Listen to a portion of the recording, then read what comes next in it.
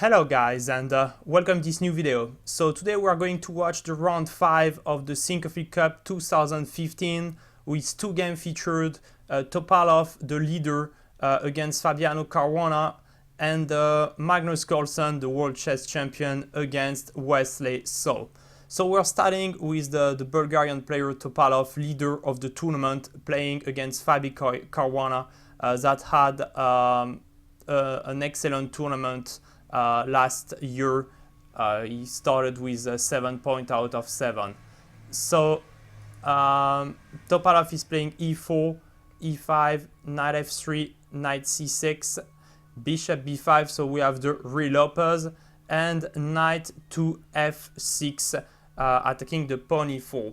So that's exactly the same move that played Hikaru Nakamura against Topalov in the round 2. So both American players prepared exactly the same lines against the Bulgarian. And once again, Topalov refused to go in the endgame, in the theoretical endgame, the Berlin, just showing you again what it would have been. So it's when you castle, knight takes e4, pawn d4, knight to d6, bishop takes c6, pawn takes c6, pawn takes d5, knight d5, queen takes queen, and king takes queen. So this is a position that was played thousands of times by the best player of the world. It's highly theoretical, and for the second time Topalov refused to go to this endgame and has to play the less ambitious move, pawn to d3. So bishop c5, c3. In fact, we are following the footsteps of the second round. Castle, castle, d6, knight b, d2, knight e7. So repeating myself for the second round, but the idea is to bring the knight to the king side to add a pressure with those two knights against the king, and also maybe some c6, d5 at some point, but this is rarely played because this bishop can be hidden. Pawn to d4, seizing the center. Pawn takes, bishop b6, and rook e1. So here we can see that white took the center, so this is always a good thing to do in the opening, but black is going to react probably with the move d5 at some point, or sometime even with the move f5 or c5. So it depends of which choices the black side is making. In its game, Nakamura played knight to g6, and I was a bit critical about this move because white could play, and that's the move Topalov played then, pawn to h3, and this bishop is kind of short on square. Here, black decided to go the move that we suggested on the second day. It's bishop g4. To keep to get this bishop on a good square, it makes a pin, so it makes a lot of sense. We're still in the theory here. Pawn to h3, bishop h5, so retreating the bishop. Queen to b3. White is unpinning its knight, and he now probably wants to play a move like knight c4 in near future. So black reacts now to the center. It's still the theory, plays immediately the move d5, so fighting for the center, also avoiding the knight c4's ideas. White goes e5. Of course, if you would take the pawn, it would just simply be met by knight takes pawn, and here the isolated pawn on d4 is looking pretty bad, as white doesn't have the good setup to attack the king side or to attack anything.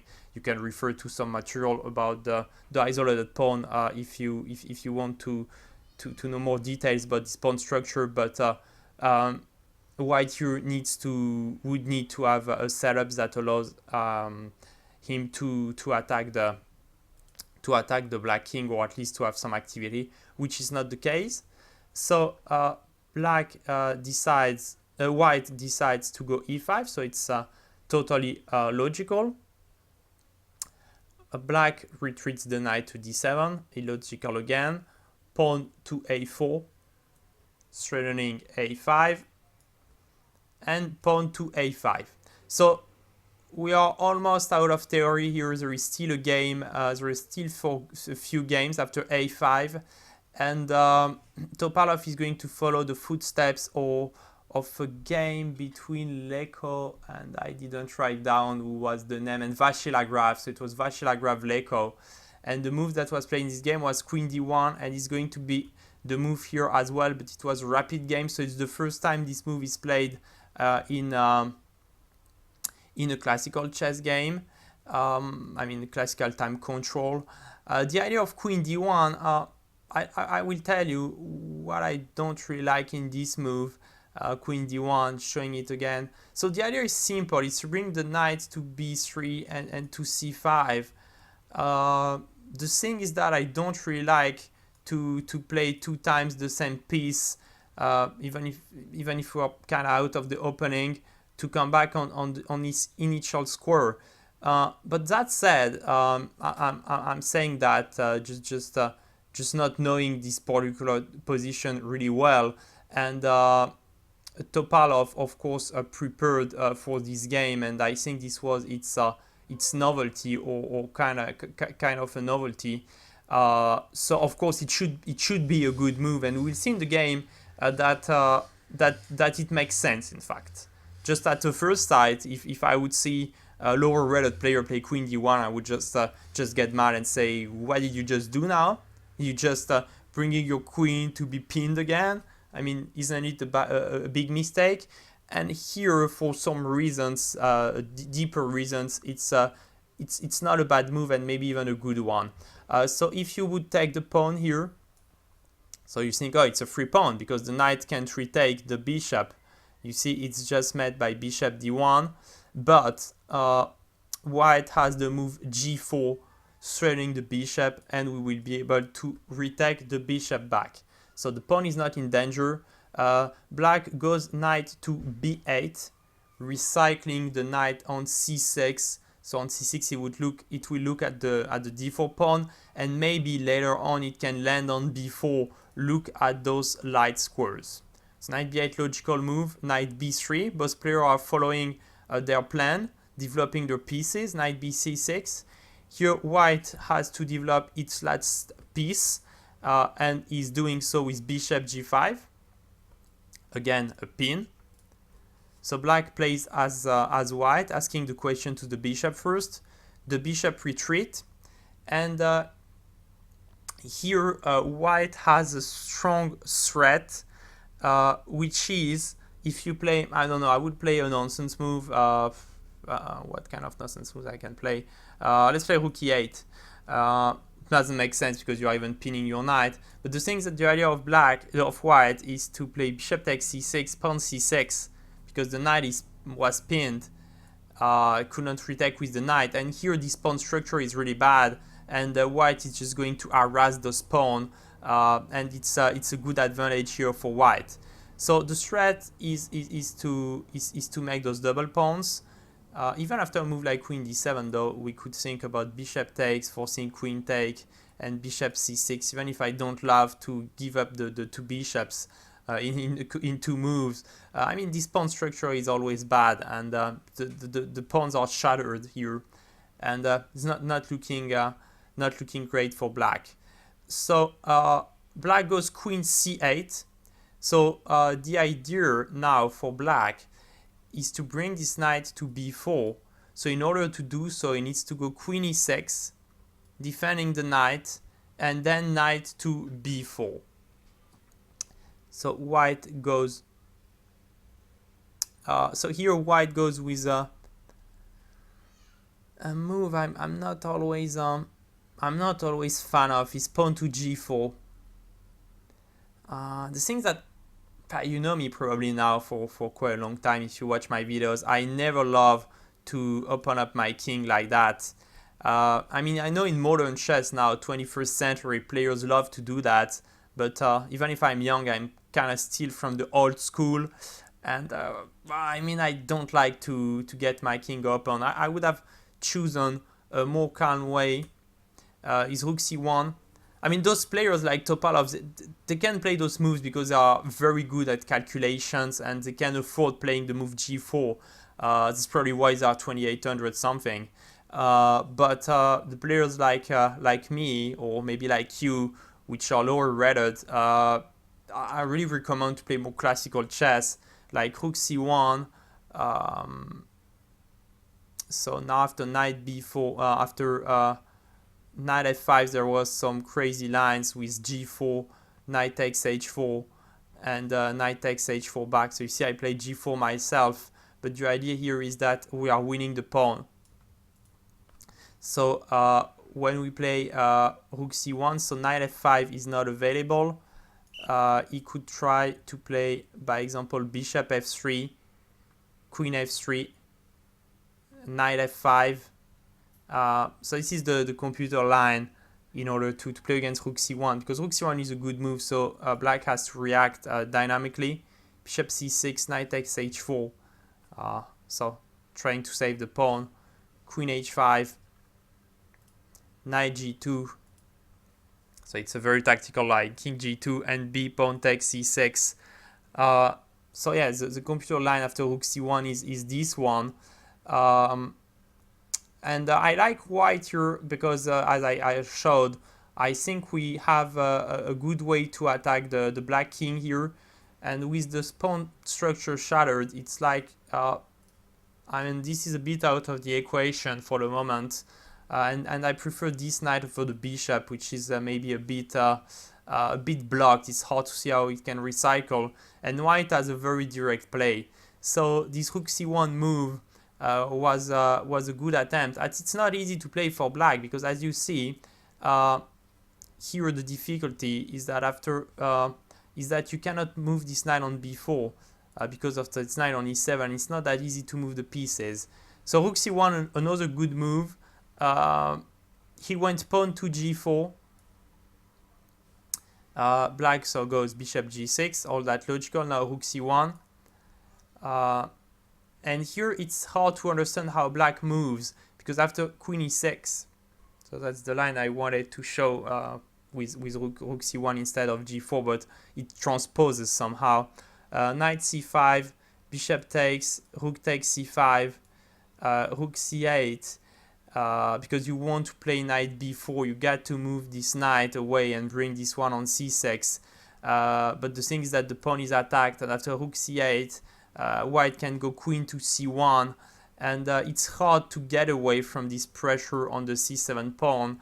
And as soon as you play, well, queen d7 here is even met probably by, might be met by e6 and knight e5, but that's not the purpose why I'm showing that. Is that if you protect the pawn, now your knight is pinned, and if you bring your queen to d8, now this knight is pinned, and it's really hard to get away from those two bishops really pinning knights and attacking and attacking you. So as you play only on three ranges, it's hard to get away, and the white surely has an advantage here. So black goes bishop h7. With the idea we'll never know, but I guess his idea is to play g5 and finally get rid of those problems with the knight on e7. And here white is playing a very surprising move. So the logical move here might be just knight c5, just following your idea, just taking space and bringing your pieces on better squares. But white goes bishop to g3, and it's so strange because black had so many problems, was so hard to move this knight because of the bishop on h4, which was making an amazing job. And now the bishop, look at that, he's looking at his own pawn on e5, not doing much. In fact, he's not doing anything on g3 for the moment, or at least for the time being, just spreading the pawn. And black jumps on the occasion, he goes knight b4. So finally he could manage to play that. White goes rook e3. Or maybe we want to play rook c3 at some point, projecting the knight in the variation with f6. So this is more than a decent move. Black goes knight a2, rook a1 is forced, knight b4. And here was watching the game live, and I saw after you play a move like bishop g3, I mean, of course he understood it was a mistake, And I was pretty surprised Topalov just didn't think, okay, I'm in a bad day today, I'm just going to repeat the move, play rook c1 again, knight a2, rook a1, knight b4, and seize the draw, and everything is good. I'm the leader of the tournament, and I will be back at the office tomorrow. Topalov is a fighter, number 2 in the world now in the rating list, and he goes knight e1. So he's protecting those important squares, but the knight is a bit glimpsy here on e1, though the eye side of this move is that now maybe some ideas with f4, f5 are available. So black goes knight e c6, so he's improving his knights, as we said, one jump on c6, the other on b4, queen d2, developing the pieces, queen to e6, and here white played the move I didn't really like as well. It's bishop takes c6. The thing is that you can keep this bishop for the moment. You are not in a hurry to take. You will be able to take more or less whenever you want, or at least you still have some moves to take this decision. Could have tried some funny lines with f4. Black could enter f5. So fighting for so because f5 is a strong threat, so avoiding f5, something like g5, pawn to g5 and knight f3.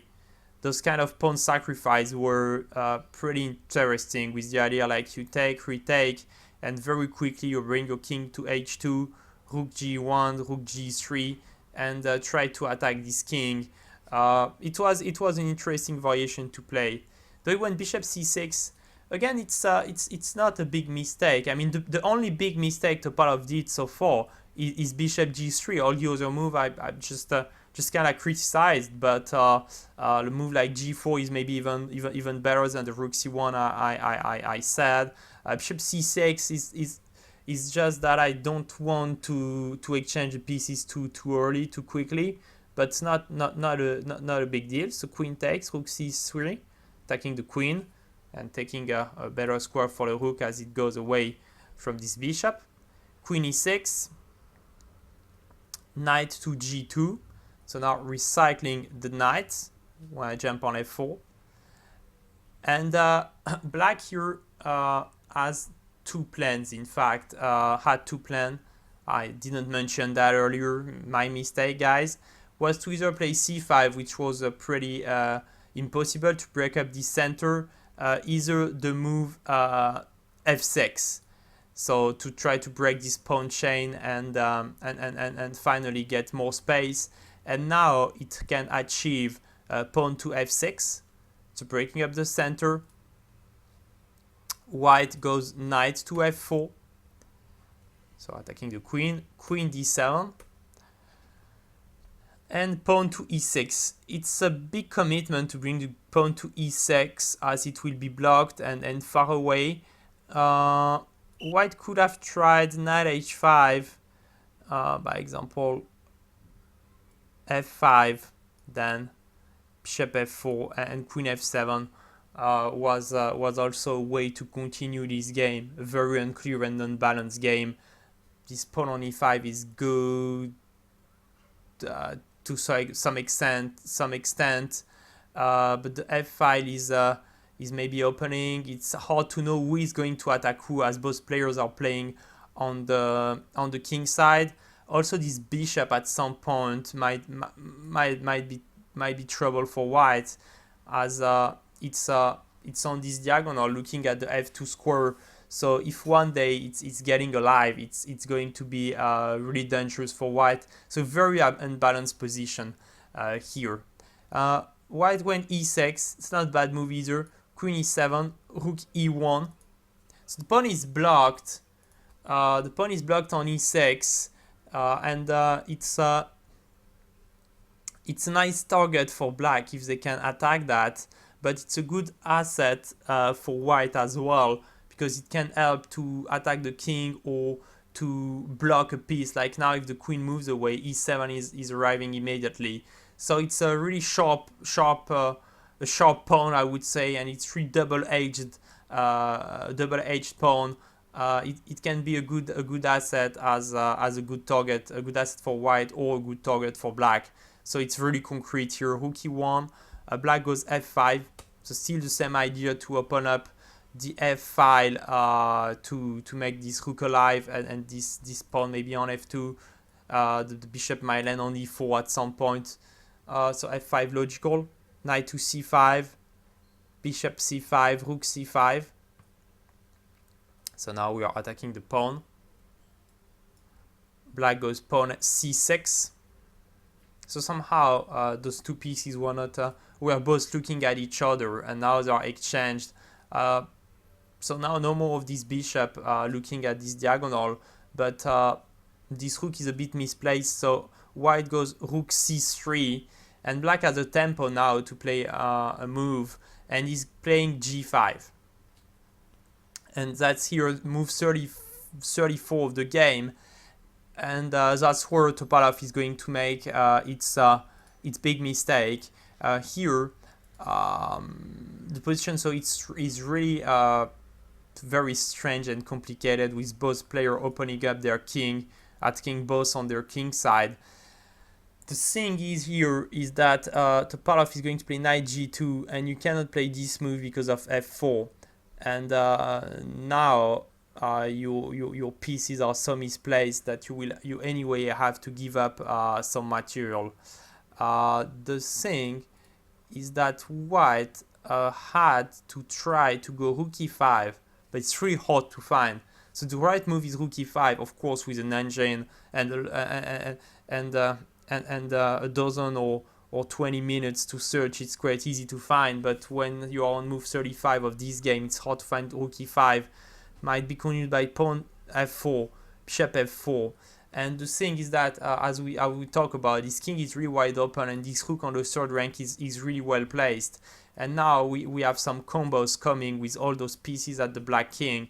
So compensation is pretty good. Pawn g4, rook f6 might be the continuation. Bishop takes h6, rook e6, and rook e3. With a very complicated game coming on, like rook takes e5, rook takes e5, and well, it's just really unclear. This king is weak, those pieces are really good, but black is a piece up. So this is a really well balanced game that could arise. But Topalov, he didn't see this rook e5 idea. He went knight g2, and after f4.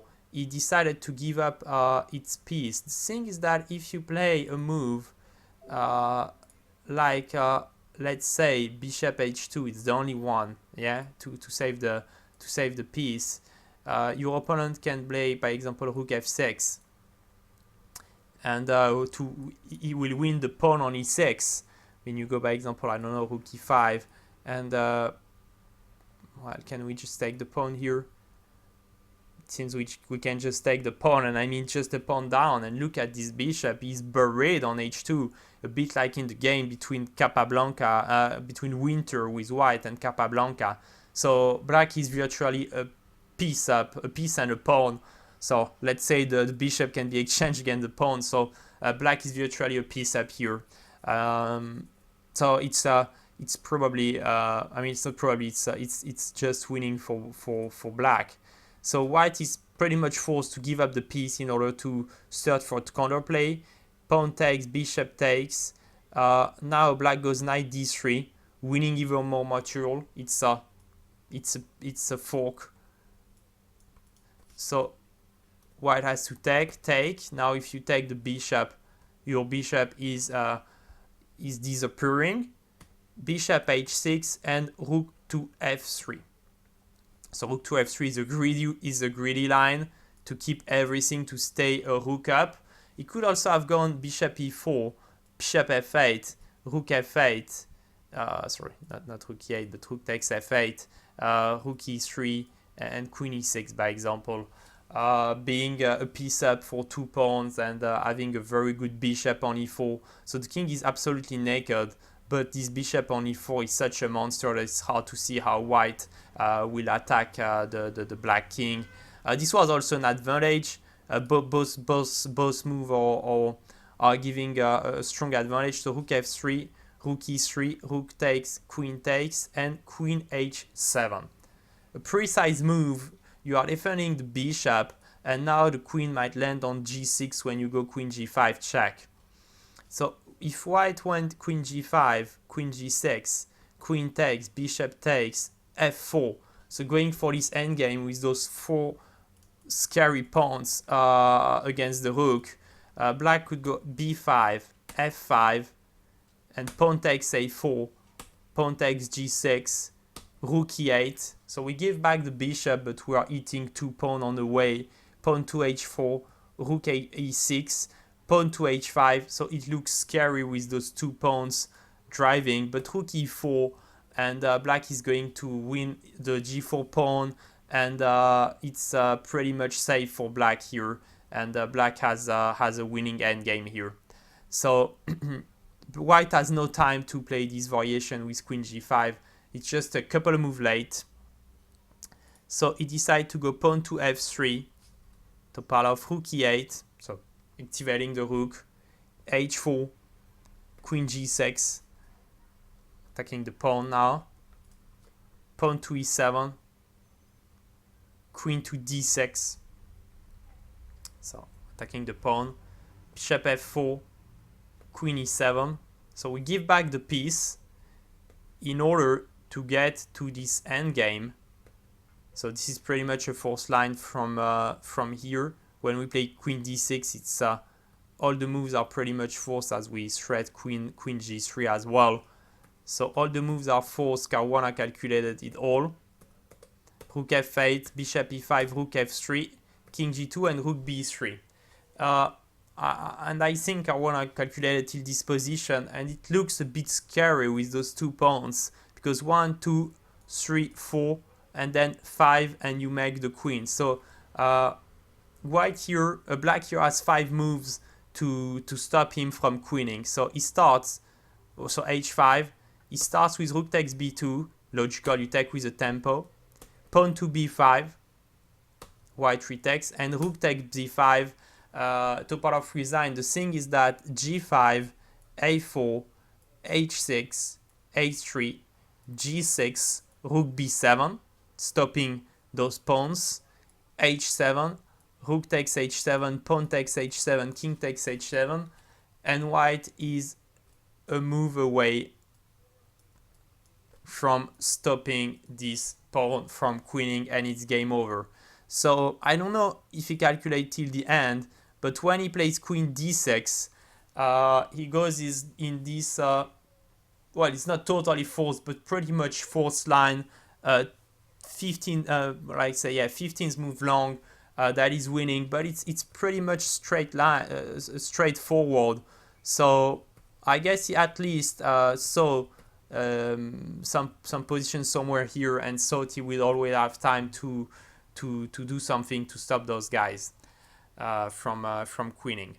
So this was the first game we had today. So Topalov Caruana. So Topalov lost, so the leader lost, and it gave a chance, as Aronian did a draw. It gave a chance for Magnus Carlsen to share the lead with Aronian if he could win his game. So he's playing against Wesley. So again, very theoretical line: 4c5, d6, d4, take. So this is the Sicilian. Knight f6, and here is the Najdorf. So pawn to a6, seizing the b5 square for a knight, and now in many knights you play e5 and bishop e6 to play d5. So this is the first idea of the Najdorf, is to take this good square from the knight or from the bishop to check, and then push e5 and bishop e6. So bishop e3, e5, knight b3, bishop e6, so contending for the d5 square. Pawn to f3, so protecting the pawn. This is very theoretical, guys. A lot of game played here. Queen d2, pawn to b5, long castle. It's a very typical way to develop its pieces for both players, bringing the knight to b3, bishop, the knight to b3, bishop to e3. Long castling, playing b5, bishop e6, b5 for black in those positions is also really classical. bishop e7, g4. So again, this idea in the knight off to go g5 in order to bring this knight to d5. Black never allows that and goes b4. So now after knight takes d5, we have time to take, and it's really important that white here cannot take back with the queen, but has to take back with the pawn, because the thing is that with g4 you want to play g5 with the idea that when the knight goes away, okay, here we have of course maybe bishop b3 or knight takes e4, but I just want to show you if the move g5 knight h4 were interposed earlier, white could play queen d5 and we keep this pawn on d6, and we will have some wonderful play with the bishop on c4.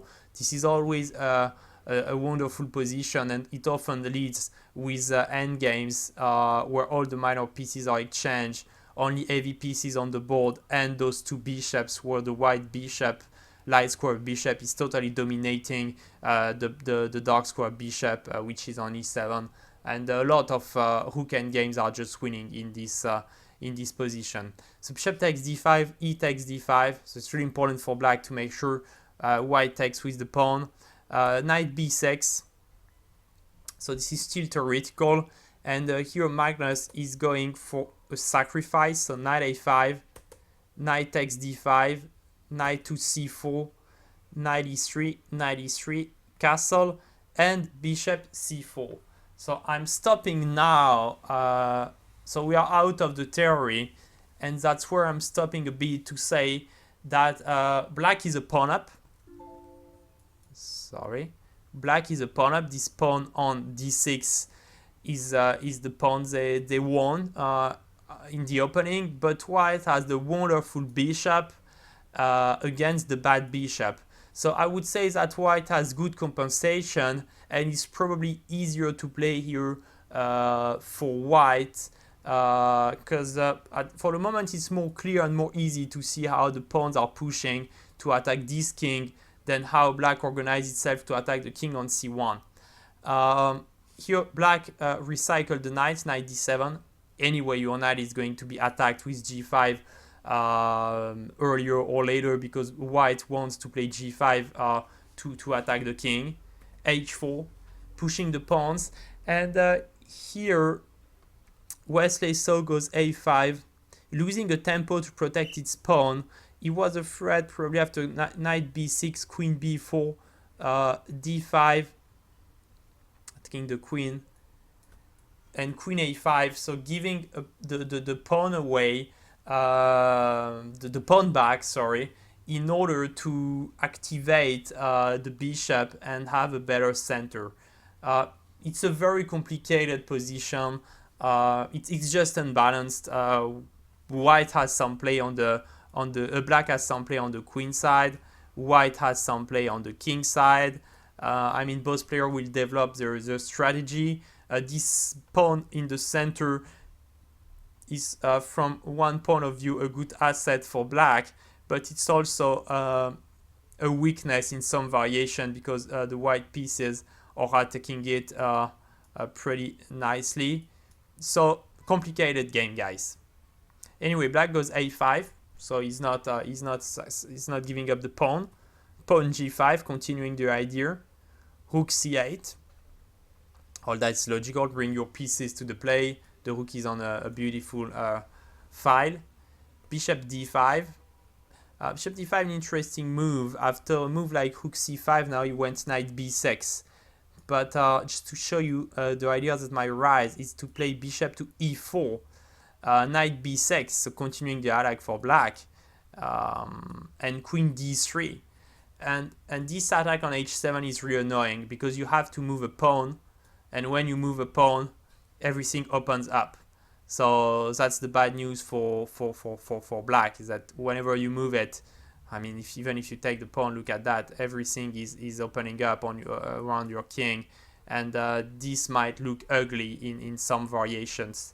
So this idea might be nasty with bishop e4, but black goes knight b6, and now if you go bishop e4, queen c7, queen d3, and g6, it's really unbalanced. Now after h5, bishop takes, pawn takes. There are a lot of variations where you have troubles on your pawn on with your pawn on c2, as the queen here is more active, and you have troubles with the knight, with some knight c4 moves as well. So we didn't lose the tempo to bring the rook to c5, but we used it for knight b6, and the queen on c7 is a strong piece. So this is really unbalanced again. So white goes king b1. He prepares maybe this idea with bishop e4, and is getting the king away from this diagonal and from those checkmates. So a good move always. King b1, queen c7, rook to f1. So he's going with the f4 idea to open up the f file. And black here goes knight takes d5. Could have tried to play queen c5, f4, knight d5, knight d5, and bishop d8, but it's going to the game. So he takes on d5 first, knight takes d5, and yeah, the thing is that here he would probably better go knight queen c5. No, now he cannot go queen c5 exactly. Sometimes I'm a bit losing in my own analysis. So the idea is that if you go queen c5 first, then the thing is that, yeah, when you go queen c5 first, you take, and you go bishop d8, and your queen is better placed on c5 over b7. At least I believe so. It's not a big difference, but just to improve the position of the queen. So pawn to so knight d5. Hope I didn't lose you on the road. Queen b7, pawn to f4. Going to play f5 and f6. And black enters here with pawn to f5. A really interesting move to stop the white attack, because now those two pawns, they cannot open up the position. When you play g6, he plays h6, and when you play h5, h6, he plays g6. So black now is sure that that white will not be able to open up the g file or the h file. So this is the upside, but the downside, just look at the game, queen e3. So here, don't really like the move e4. Would have maybe tried to play rook c8, h5, and bishop d8, trying to keep those pawns like that in the center.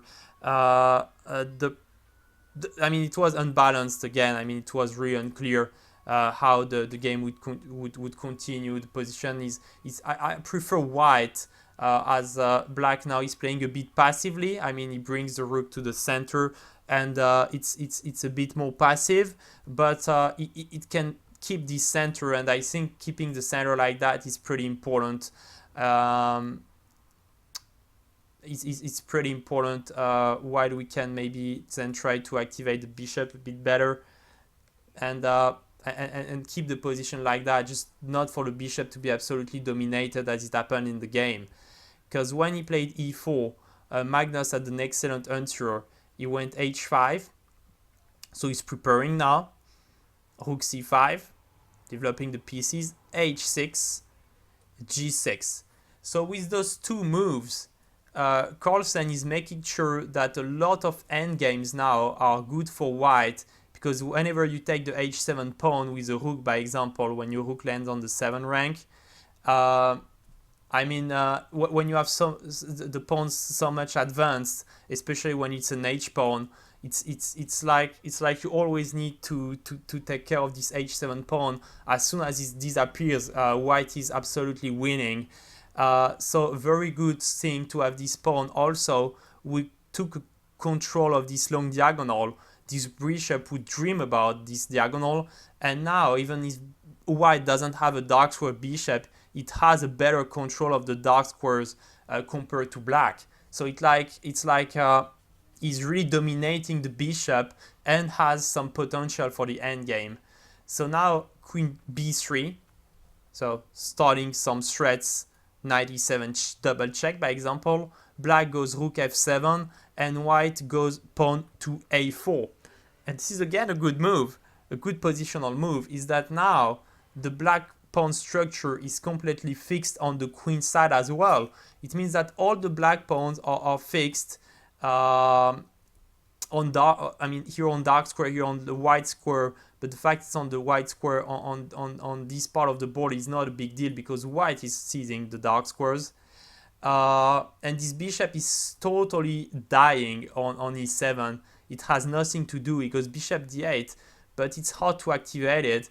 And black is a pawn up, but as soon as the pawn disappears, look, this king on b1 is really safe. I mean, you have the a2 square all the time, so no checkmates from the back rank, and it's really hard to imagine black can attack the c2 pawn strongly, and it's pretty easy to defend it. Just a move like rook f2 could do the job. So white goes rook d4, so now seizing the d file. King f8, going away from the pin. Rook d1, rook c6, just not much to do. He's bringing the bishop to b6, and knight to e3, recycling the knight. And after bishop b6, which is the game, white goes knight to c4. Here, a better move was rook d6, rook d6, rook d6, bishop c7, rook d5, bishop f4, so trying to win pawns to find counterplay. Rook takes a5, bishop g5, rook b5, queen c8, and queen b4 check. And here black is in trouble. He has no time to win the last pawn on h6, and this king is going to be in danger. So it's already plus 150, plus 2 for white here. But it's a very hard line to calculate because he could have been scared of those pawns going also really quickly to the end zone. And of course, it's easier to evaluate the position with the help of the computer. Especially it's a six move long line on the 33rd move. Player didn't have a lot of time, so it was hard to play. He went with knight c4. And here the thing is that Wesley So played immediately bishop takes d4, and he had a pretty move which was rook takes c4. And after rook takes c4, which is a big mistake, black is seizing the advantage with rook d7, and the rook is trapped, and d5 is the next move, and you will have to give back this rook by rook d4 and be just a pawn down. And suddenly black has even the pawn structure is improving as the pawn is pushing and we exchange the bishop against the knight. But after rook c4, I don't know if Magnus saw that, but he could have played queen c4, bishop d4, and rook takes d4. It's still uncomfortable for black, but compared to what happened to the game, it was a pretty good line. As the less pieces on the board, the better it is for this king. And also the fact that we could thread this awful bishop against the knight is a good thing for black. But it was really hard to find. I mean, imagine you don't have a lot of time on the clock. Your opponent is giving you this exchange. You don't really see what you are not calculating rook c4, and rook d7 because the rook is going to be trapped. I mean, this is just ridiculously good. And I mean, it's computerish. So it's logical he didn't find that. Bishop d4, knight a5, again, a pretty much forced line. So queen b6, knight takes c6. And now the thing is that after queen c6, if he played queen c6, didn't do, and rook d4, we have exactly the same position as we had before, but here we don't have the pawn on a5, which means we will be 2 pawns down compared to the earlier line. And 2 pawns in a chess game, you know, it's a lot. Like this pawn on a4 is just going to be queened at some point. But I mean, just 2 pawns up, it's just game over. So he goes bishop c5. So it's now he tries to play on the fact that this knight might be in trouble to get away. White goes queen d5, protecting the pawn. Pawn to e3. So now black is finding some counterplay. Pawn to a5. A good move, queen b5. Now white goes knight to d8, so he finds a way to get away. Black goes rook a7, going for the checkmates on a1. Knight e6 check, king e8, and now on the 40 moves, Magnus Carlsen missed a win. Yeah, he missed just a line that is pretty much winning. Can you find the move here, giving a decisive advantage for white?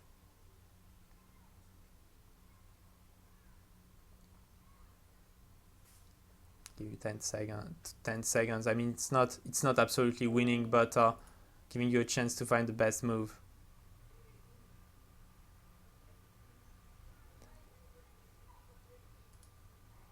So the move is knight c5, forcing queen takes c5, queen g8 check, king d7 is forced, queen h7 check, king c6 is forced, and queen takes g6. And here the thing is that white is able to get back the pawn with the e3 pawn with queen e8 check, and if you go here queen takes a5 to make the checkmate, you have no time because of queen takes d6. So here white is absolutely winning. I mean, black cannot do anything. It's just again, this h6 pawn is just 2 square away from queening. Knight to d4. Knight to c5 wasn't played. He plays knight d4, which is the second best move. It's pretty decent. Queen takes a5. So that's the end of the Zeitnot, and somehow Wesley Saw during those quick moves organized some counterplay for himself, but it's not enough. Here Magnus thought a pretty long time, so queen g8 and queen h7 is easy to play because you are just seizing pawn with check. And here, when this position arrived on the board, or maybe the earlier one, but I mean it doesn't matter because this is just easy to see enforced. Magnus thought a long time. It took like, I guess, I don't know, I don't have the figures now, but I feel it took over 10 minutes to play its move. The thing is that black is running a checkmate on a1, and the only way to save it is to play c3 anyway. So either you play c3 here, you try to take a draw. So okay, maybe you have knight b3 as well. Oh, but knight b3, I didn't watch that, but it's met by queen a2, queen a1, check, knight takes, and rook a1. So you basically have to play the move c3. This is not the hard move to find. Pawn takes c3. After queen a1, white goes king c2, and if queen a4 check, queen b3, and white is totally saved. So c3, pawn c3 is forced. And here the good thing for Magnus is that most of the time, even if he did miscalculate something, he always has a perpetual check along this diagonal, g8 b3. So he goes queen b3, and here, in fact, nothing is happening against the white king. In fact, Magnus is safe. So Wesley Saw plays queen b6, trying to go to the endgame. Queen takes, king takes, and pawn takes c3. And here, that's what we talk about when he plays h4, h5, h5, h6. Is that if the pawn was on h4, white would certainly not be winning. It would be hard to make a pass pawn. I don't say it would be worse, but it would be a lot less clear how to win that. With the pawn on h6, you have a monster. You have a monster that is 2 moves away from making a queen. So black is trading the bishop against the knight finally, and its pawn, unfortunately, on e3 is not strong enough. Now if you go e2, like you feel, oh, you cannot stop my pawn. I mean, all the squares are protected. All the good squares for the rook, but he has rook d6 check and rook e6. That's probably the variation Magnus might have calculated, by the way, when I said he took over 10 minutes to play. So, sorry, we're here. So if you play e2, it's like that. And if you play rook e7, white takes the pawn and goes rook e1. And again, you have absolutely no time to make the queen. White is just save the c3 pawn, stop the e2 pawn, and is going to take the pawn next and win with the h6 pawn. So same idea. So black cannot use this pawn for the moment. He goes king c6, defending its own pawn on d6. White goes king c2. So now after e2, we have king d2. Rook a2, king d1. Take care. If you go king d3, pawn to e2, like you attack the pawn to e2, and it's game over. The pawn is queening next. So have to take care. We go king d1, rook f2, so he's putting himself on a perfect square. Now king e1, we are going on the good square as well. King d7, going toward the pawn. Rook a4, king e6. So both players improve their pieces, but now the idea of black is of white is just unstoppable. He goes rook a8, and the thing is that if you take the pawn now, he goes h4, rook here, and h7, h8, queen, take, and he's totally winning. So you cannot take the pawn, because this pawn is just too quick. So you are forced, now that the rook is on a8, to play rook h2 to stop the pawn. So the rook is having two jobs, stopping the pawn and stopping the queen, the king. White goes pawn c4, prophylactical move, retraining, forcing the king to go back. Rook b8, king e6 is forced. So rook b8 is a waiting move, king e6, and rook g8. And black can't find counterplay with the king coming, and can defend the g6 pawn. So g6 is falling, and it means we have those two pass pawn, and it's game over. White won the game, and you see it's interesting. It's interesting because white was it was a tactical game. I mean, it was opposite castle, and you might feel that it would have been firework. But Magnus Carlsen played his style of chess positionally. He just dominated his opponent, bring this pawn to h6 to look at the endgame. And when the endgame arrived, the pawn was just a winner. And he knew that from the moment he played the pawn h4, h5, h5, h6. So great win by the world champion. Let's have a look at the table. I mean at the results. So Topalov lost to Caruana, so the leader is not the leader anymore. So Caruana has 2 points out of 5. He's just a win away from being on 50%. Aronian Grichuk was a draw, a very beautiful game. I recommend you to watch that. Nakamura Giri was a draw as well. Giri was better for some times, but Nakamura had an attacking position, and he's just brilliant in those. So Giri defended himself well.